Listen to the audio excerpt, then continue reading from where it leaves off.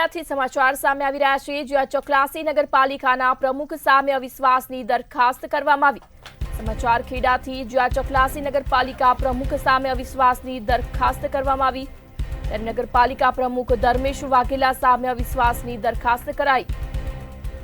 ભાજપના સભ્યોની જ ભાજપ પાલિકા પ્રમુખ સામે દરખાસ્ત સામે આવી છે, ત્યારે ચૂંટાયેલા સભ્યો સાથે પ્રમુખ સંકલન ન કરતા હોવાના આક્ષેપ સામે આવ્યા। પ્રજાના હિતના પ્રશ્નો ઉકેલતા ન હોવાનો પણ આક્ષેપ કરવામાં આવ્યો।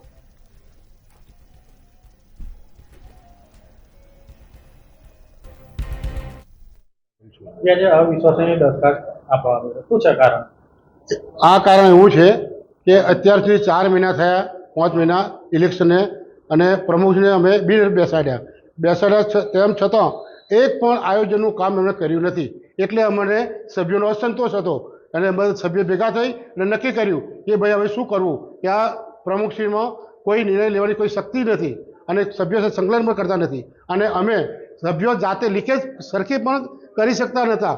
અમે સભ્યો જાતે લીકેજો કરતા અમારા પોતાના વોર્ડમાં, એટલે અમને પ્રમુખ પ્રત્યે થોડું મન દુઃખ થયું અને અમે નક્કી કર્યું કે ભાઈ તમને અવશ્ય દરખાસ્ત લાવી અને અમે પ્રમુખ લાવી અને સારા પ્રમુખને અમે બેસાડીએ।